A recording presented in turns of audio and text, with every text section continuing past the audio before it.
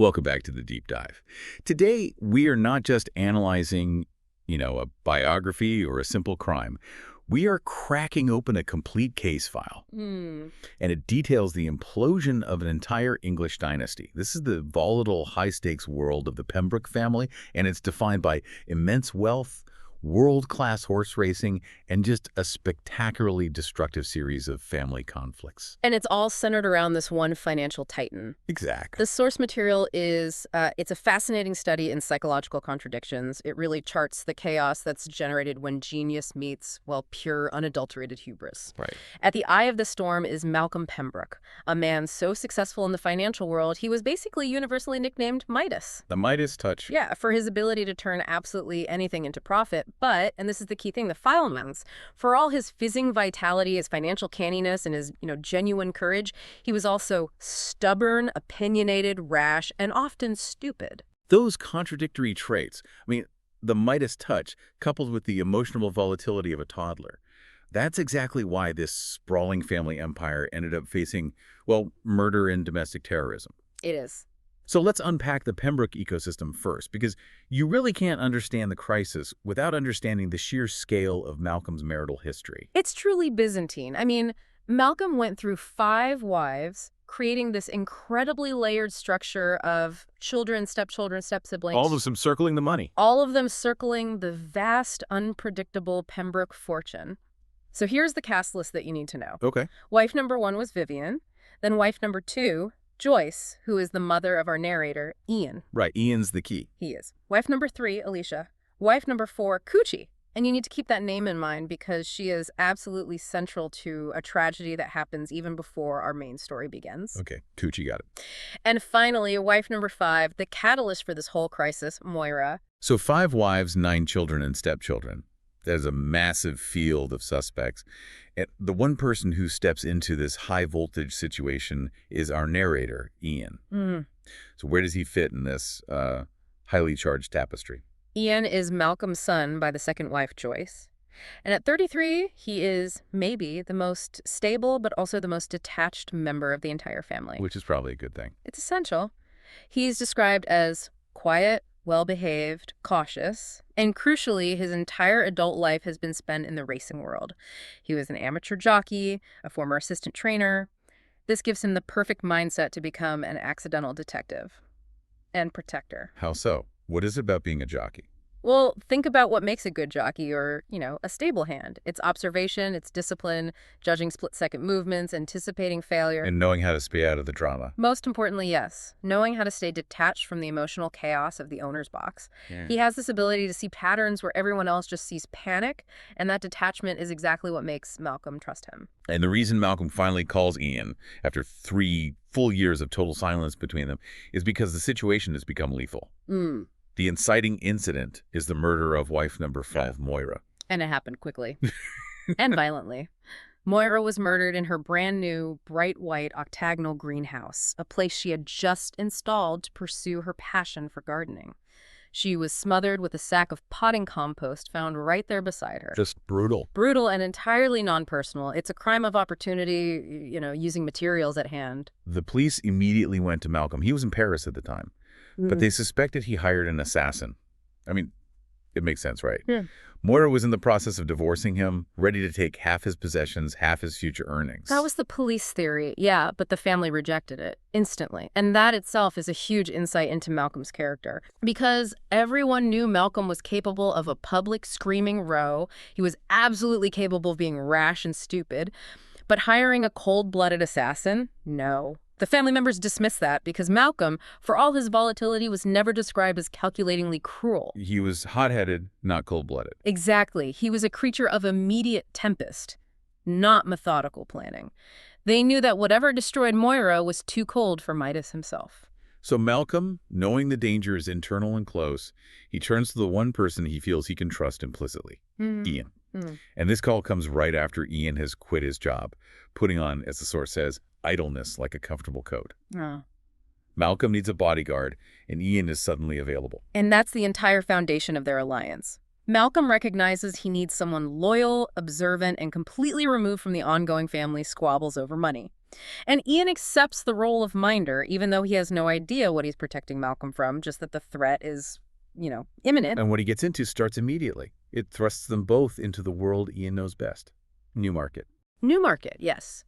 The setting for this bizarre juxtaposition of impending death and just ludicrous extravagance. Okay, let's unpack this chaotic opening in the Newmarket sales. Malcolm has just confessed he's being hunted by a murderer, but instead of hiding, he acts purely on impulse. He just ignores the crisis entirely. It's pure Malcolm. He's displaying that rash and stupid side of his personality at the moment he needs protection the most. He simply decides he needs a hobby. A hobby. And in the world of the Pembrokes, a hobby means buying a high-end racehorse. It is a deliberate distraction from the panic, a display of bravado against his own mortality. The source material gives us such a fantastic, almost cinematic view of his behavior at the sales, detailing these strange customs of bloodstock buyers. He views the whole process as Russian roulette. He finds it hilarious and chaotic. We see him observing the dynamics of the scene, the men working for the bloodstock agency, Mr. Siddons, the scowling owner Max Jones, and especially this feuding old woman who bids against Jones just for spite. Just to annoy him. Yes. Throwing away vast sums of cash purely out of personal grievance. It's a microcosm of the Pembroke family dynamic itself. Spite and money overriding all logic. And then, in true Midas fashion, he steps into the fray. He waits until a promising colt comes up, and when the price rockets up past $2 million, he just raises his catalog. Just like that. The auctioneer pauses, he's clearly surprised, and declares the colt sold for 2,070,000 guineas to the bidder opposite. That detail, guineas, is important in the racing world. It's not pound sterling, is it? That's right. Yeah, for our listeners, a guinea is an archaic unit. It's worth £1.05. It's traditional in racing and bloodstock sales, and it just adds that layer of historical high society expenditure. It sounds more expensive. It is. Yeah. And to bid over $2 million of anything in that casual way, it shocks everyone. It confirms to the outside world that Malcolm is fiscally insane, and it sends his family, who are watching these transactions, into an immediate panic about their disappearing inheritance. But the impulse purchase is cut short by the terrifying reality of the double attack Malcolm reveals to Ian. Yes.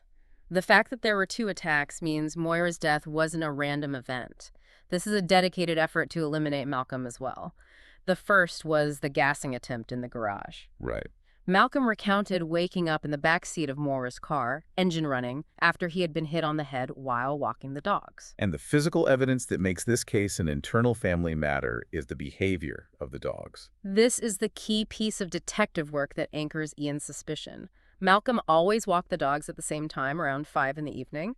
The dogs returned later, whining and muddy, but critically, they had not barked. If a stranger had hit Malcolm, the dogs, who are fiercely protective, would have raised an alarm. The fact they didn't suggest the assailant was known to them. Maybe even liked by them. Perhaps. And that realization immediately narrows the field down to the family members who had casual, trusted access to the house, to quantum. The second attack is even more brazen. I mean, a clear attempt at murder in a public place. This was the hit and run in the Newmarket car park. A car described only as a cream gray, ordinary-looking vehicle drove straight at Malcolm. And Ian saved him. Only by relying on his sheer physical instinct, honed by years of riding races. He tackled Malcolm onto the ground, shoving him violently between 2 parked cars. The source describes this chilling calculation of the driver, who took a frightful risk in a public place but drove away immediately, confident in the anonymity of the average car. That split-second judgment, the decision to sacrifice his own body to save Malcolm, is what defines Ian in this early stage. He got a nasty thigh graze and some bruising out of it. That's where his jockey expertise pays off. A rider lives and dies by instantaneous, accurate judgment of speed, angle, and distance. Ian didn't pause to analyze, he just moved. Right. And that act of physical preservation immediately cements his role as protector. However, even after being saved from certain death, Malcolm tests him. He does. In a moment of absolute paranoia, he asks Ian, "It wasn't you, was it, who had Moira? Or me, in the garage?" I mean, can you imagine? How do you even respond to that from the man you just risked your life for? Ian doesn't rely on emotional appeals. He points to the physical reality. If he had wanted Malcolm dead, he would have jumped the other way out of trouble, not into it to save him. He uses logic. He tells Malcolm plainly, "Trust your instinct. If you thought I was a killer, you wouldn't have called me after 3 years." And that simple, factual response, grounded in the physical evidence of his own injury, it instantly restores Malcolm's faith. So Ian then takes charge, demonstrating this quiet authority he must have picked up in the stables. He recognizes that Malcolm is an immediate target in Cambridge, where he was, socializing. Ian demands they check out immediately. "You appointed me as minder, so I'm minding," he tells his father, establishing the boundaries right away. And the escape itself is just. It's almost farcical, highlighting how wealth can both protect you and expose you. Completely. They need to disappear fast. And Ian orchestrates this discreet flight to London. Discreetly, in Rolls-Royce. He calls a taxi, and the taxi driver introduces them to his chauffeur brother-in-law. And the result is this dramatic escape in a very large, highly polished black Rolls-Royce, which, hilariously, only draws more attention. But Ian ensures they travel discreetly, separated from the driver by a thick glass partition. It's a classic Dick Francis maneuver, a sudden, frantic dash for safety handled with the absurd luxury that only Malcolm's fortune can buy. Pretty much. So, Ian has protected Malcolm physically. Now they need to understand why someone is willing to use carbon monoxide and bombs to get at him. This moves us directly into the heart of Malcolm's financial genius and his hidden wealth. Exactly. We need to define Midas. His brilliance wasn't general stock market savvy. It was very specific. Malcolm was an expert in gold shares. Okay. And he had an almost intuitive understanding of investment psychology that allowed him to make fortunes where others just made a small profit. So what was his core strategy that made him so successful? I mean, we're talking tens of millions from a single investment. His mantra was incredibly simple, though very few people had the patience to follow it. Buy low, bide your time, sell high, wait a couple of years, not often more. So he wasn't day trading. No, he wasn't tracking daily fluctuations. He was betting on human psychology over the medium term. And what's the psychological phenomenon that makes gold shares so much more profitable than gold itself? This is where the true insight is. When the price of gold rises, shares in the mining companies that extract that gold often rise 2 or 3 times as much as the actual metal. Why is that? It's psychological momentum and emotional memory. Investors see the gold price rising, they project those rising profits into the future of the mining company, and they keep pushing up the share price even after the price of physical gold has stabilized or even started to dip. So they're chasing the memory of the rise. They're acting on memory and excitement, not on current reality. Malcolm simply rode that emotional wave. And the case study for this philosophy was Strategic Minerals Corporation of Australia, or STRATS. That's the big score. The source notes that in that crucial year, while the price of physical gold might have only risen, say, 25%, shares in Strats rose nearly 1,000% before they corrected. 1,000%. Malcolm invested £5 million, waited a couple of years, and pulled out approximately £30 million profit after tax on that single deal. That kind of return is what convinced his family that his fortune was literally inexhaustible, which just fueled their avarice. But the attacks revealed that the killer wasn't just motivated by future inheritance. They were after something tangible now. This leads to the discovery of Quantum's hidden treasure, which connects directly back to Ian's childhood. Yes. Malcolm confesses that the recent attempts on his life are tied to the secret gold he had physically hidden away, and the hiding place.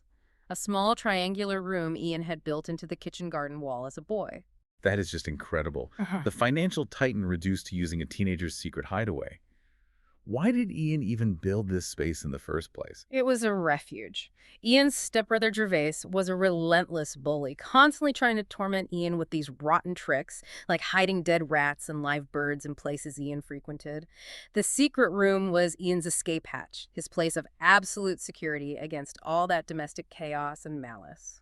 And how did Ian, this cautious 13-year-old, engineer this space to be so impenetrable that it could unknowingly protect millions in gold decades later? It was a brilliant piece of practical engineering. The external door was disguised perfectly, making the wall look too thick, but the crucial access mechanism was ingenious. First, you had to remove a small, wedge-like wooden sill that stabilized the wall. Okay. Then you needed a piece of thin wire, and Ian emphasizes thin wire poked through a tiny, nearly invisible hole in the mortar to activate an inner spring latch. So what was Midas hiding in this damp, dark, unventilated brick triangle? Physical gold bullion. And precious, traceable items that he didn't want the family or his divorcing wives, especially Moira, to find, We're talking about a golden dolphin, an amethyst tree, a collection of gold and silver-backed hairbrushes. He was terrified of a divorce settlement exposing these assets. I find the irony overwhelming. This man makes tens of millions speculating on the psychological momentum of anonymous investors halfway across the globe. But when it comes to preserving his actual wealth from his family, he resorts to brick-and-mortar, wires, and secret teen hideouts.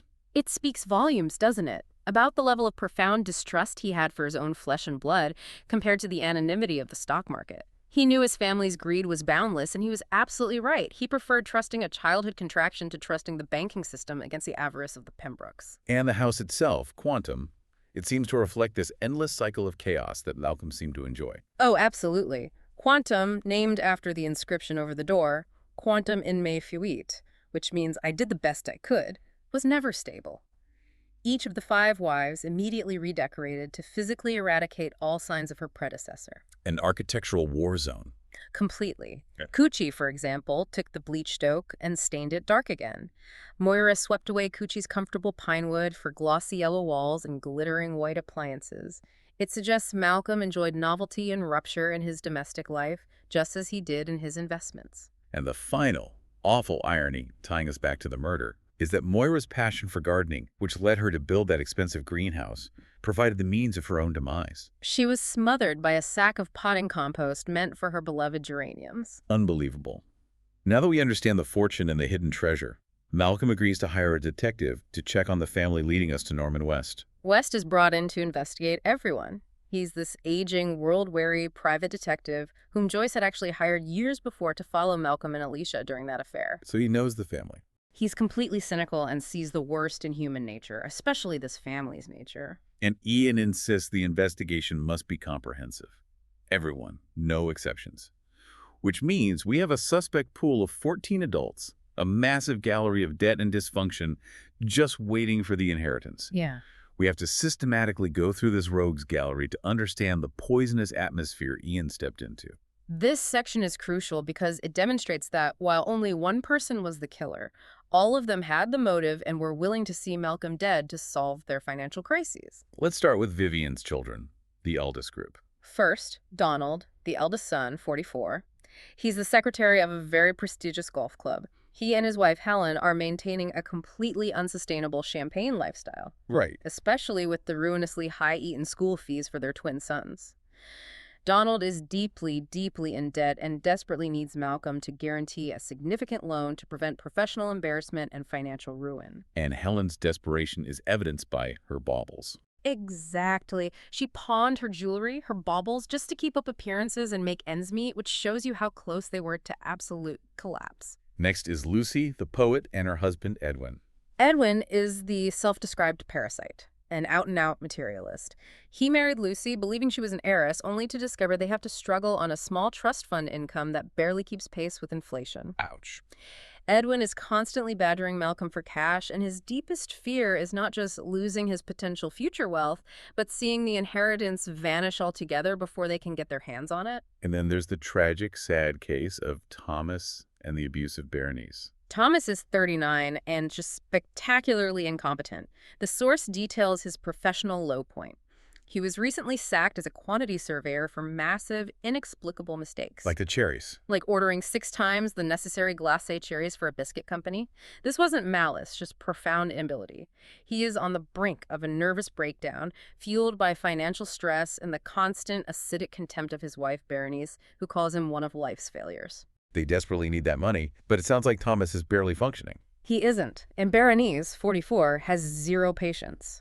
She views Malcolm's spending not just as an annoyance, but as a direct threat to her ability to control and maintain her lifestyle, which she already struggles with because of Thomas's uselessness.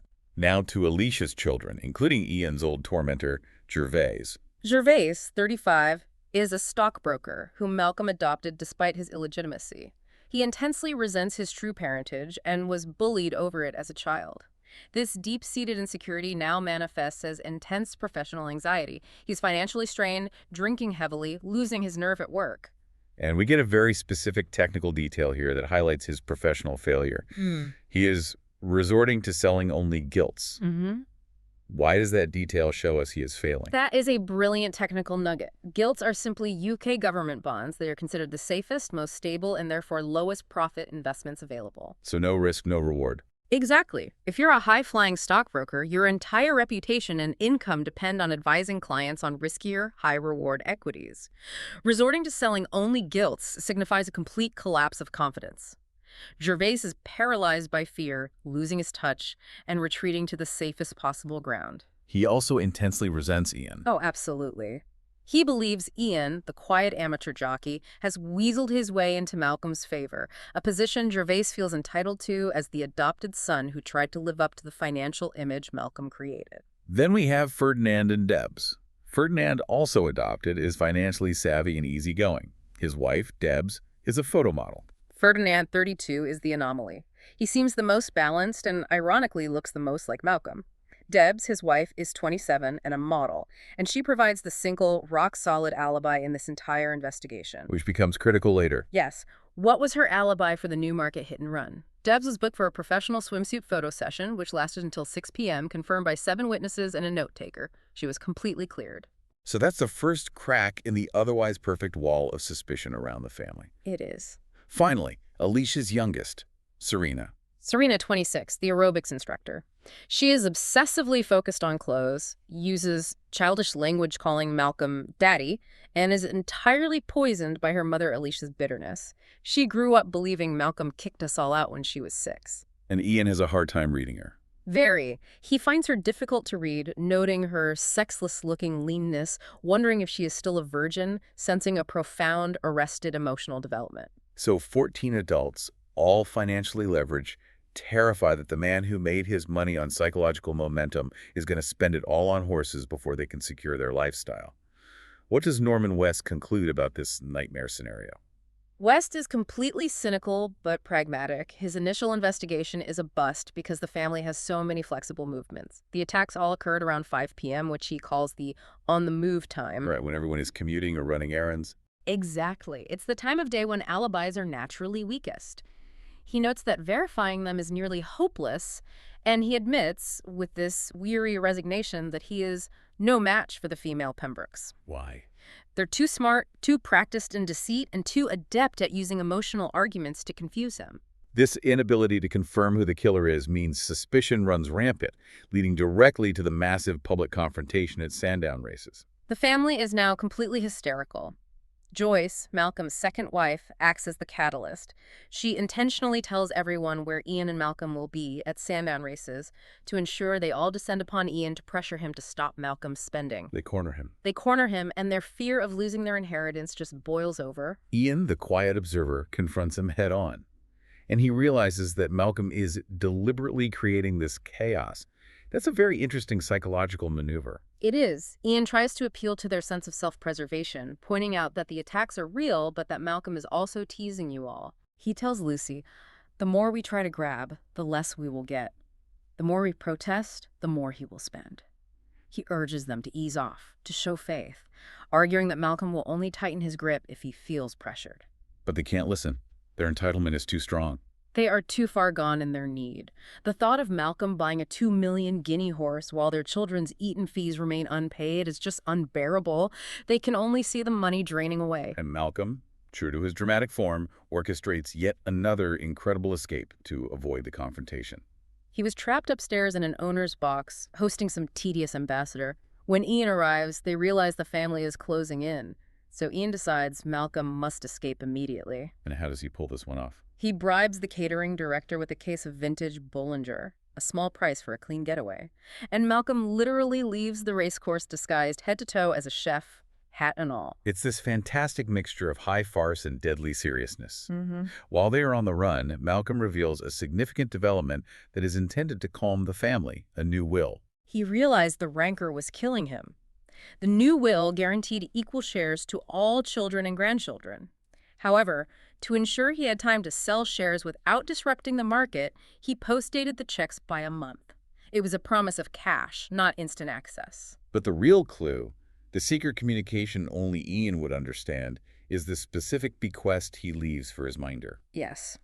Malcolm bequeaths to Ian the piece of thin wire to be found on my desk. He knows what he can do with it.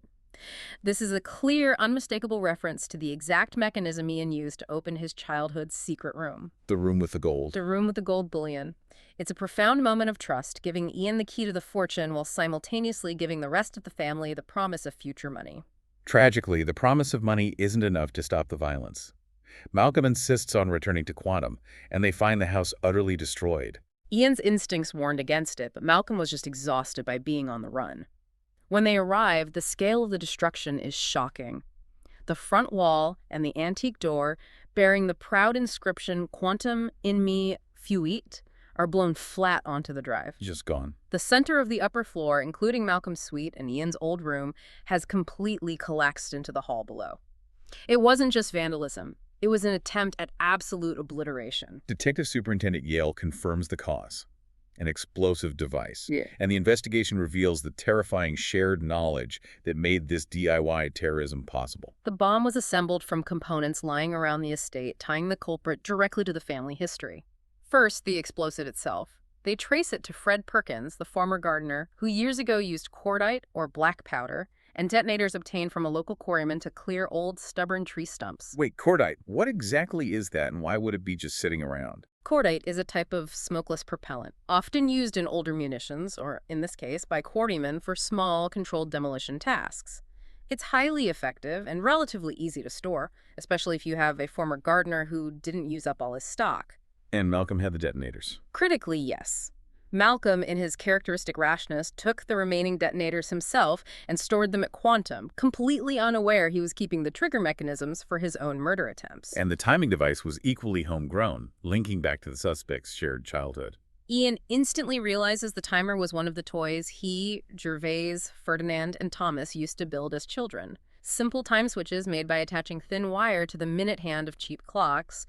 He specifically remembers a Mickey Mouse clock. So this shared, innocent childhood knowledge how to create a delayed explosion became lethal adult technology. And the explosive expert, Smith, noted that this wasn't a small pipe bomb either. Yeah. Smith estimated the damage required about 9 kilos of explosive. He said it would have been a large suitcase full. He stressed that people often underestimate the force needed to destroy load-bearing walls. This was not a warning shot. It was a deliberate, massive effort intended to annihilate the occupants. The stage is set.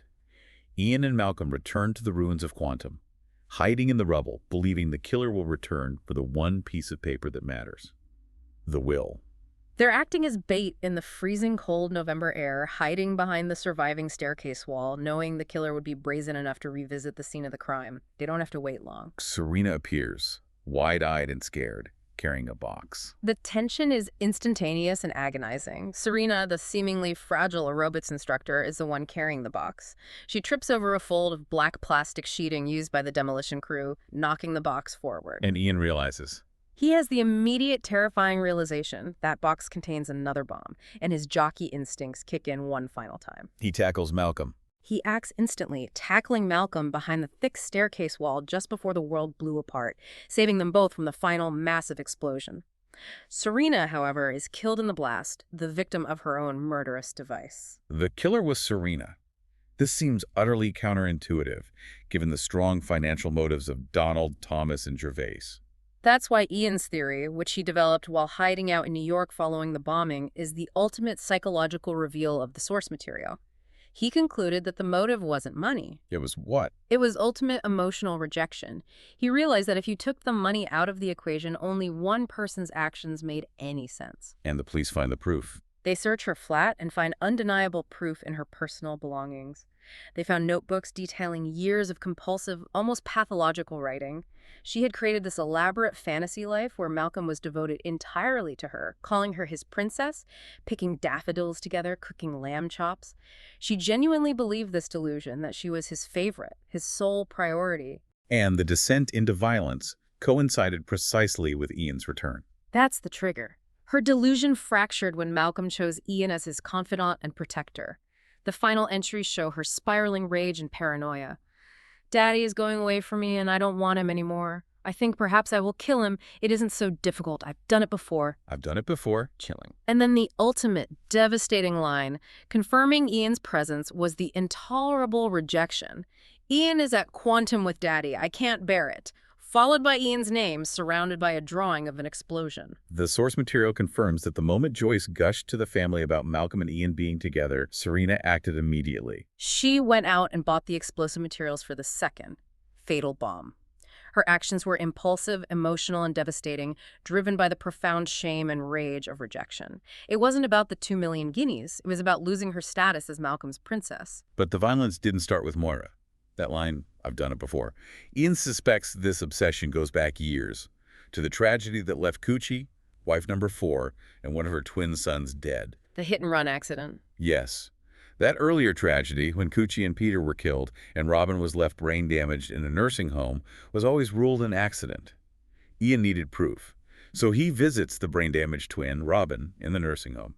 And he uses the key piece of childhood technology as the final test. The clock. He presents Robin with a piece of his past, the old Mickey Mouse clock that Serena had given him, the exact type used to construct the bomb timers.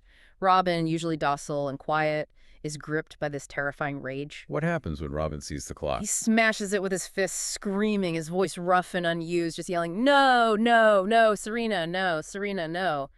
This is the trauma, connecting the object and the person who gave it to him with the disaster that destroyed his life. This allows Ian to draw the final, horrific conclusion. That Serena was not a first-time killer. She had caused the fatal hit-and-run that killed Coochie and Peter when she was 40. It was a calculated, devastating act done to eliminate a rival wife who had supplanted her mother Alicia and came between her and Malcolm. She used the ensuing grief and chaos to try and draw Malcolm back into her sphere of influence. And Moira was simply the next wife who stood in her way. And Ian was the man who threatened her place in Malcolm's affection. In our final section, we look at the strange, inevitable calm that descends on the Pembroke family after this shocking and definitive resolution. The violence ends, and Malcolm, proving his enduring nature, decides to rebuild Quantum. He recognized that without the center, the family would have fallen apart. It was the necessary, tangible symbol of the dynasty, despite its shattered state. And the rancor, which had fueled years of tension and ultimately murder, lessened dramatically. Not because they understood Serena's psychosis, but because the checks finally arrived. The post-dated checks, providing certainty and equal shares to all children and grandchildren, diffused the toxic entitlement immediately. Once the financial pressure was eased, the need to plot, scheme, and murder simply vanished. And we see immediate, specific resolutions tied entirely to their new financial security. Donald and Helen pay off their debts. Helen redeems her pawned baubles and stops the frantic painting of china plates that was her stress outlet. Right. Lucy, the poet, finds contentment, staying in her small cottage and resolving to give away most of her inheritance, confirming her genuine anti-materialistic principles. Thomas returns to Berenice, who, having seen his capacity to survive 2 bombings and solve a murder, is now actually afraid of him. Which may be the only thing that saves their marriage. It might be. And what of Ian? Having been the detective, the minder, the survivor, does he settle into the Midas lifestyle? He chooses the complete opposite path. He rejects inherited wealth for earned success. Ian decides to turn professional jockey, pursuing the adventure of body and spirit he found in race riding, dedicating himself totally to the competitive drive he discovered he possessed. So he carves out his own life. He ends his first professional season with a respectable score and eventually becomes a chief retained jockey for a stable, carving out his own life away from the Pembroke dysfunction. And Malcolm, the central force of nature, remains unchanged. Malcolm sells the gold he hid in Ian's secret room, taking the profit because the price rose sharply, exactly as his financial models predicted. Of course it did. He leaves the thin wire clause in his new will as a secret joke between him and Ian, the final bond between them. He continues his life, rebuilding Quantum, traveling, and pursuing his financial philosophy. Buy and sell, forward and backward. He simply moved on. This entire case file offers a potent, unforgettable reflection on human nature and desperation. The violence, the gassing, the car attack, the immense bombs was ultimately the work of one person driven by extreme emotional rejection and delusion. But the environment that fostered it was entirely financial. The pressure of financial need, the children, combined with emotional corruption, Serena, created an environment where using explosive devices seemed like a viable solution to a problem. Ian, the quiet, cautious, detached observer who could judge pace and tension like a top jockey, was the only one who could step back, see the patterns, and survive the chaos Malcolm created. An incredible deep dive into family secrets, devastating psychology, and the price of entitlement. We have to end with Malcolm's final act of generosity because the source notes the rancor level lessened dramatically after the arrival of the checks. The entire toxic dynamic shifted when the expectation of cash was replaced by the certainty of cash. So we have to ask you, the listener, to mull over this final thought. If Malcolm hadn't chosen, ultimately, to give the family the money, if he had simply let the chips fall where they may, would the cycle of violence and corrosive entitlement have eventually consumed them all? Or did the sheer spectacular shock of Serena's murderous actions force a lasting, non-financial change in their hearts, irrespective of the bank balance? It's a question of whether money is the disease or merely the symptom. A profound psychological test for the Pembrokes. Food for thought indeed. Until next time on The Deep Dive.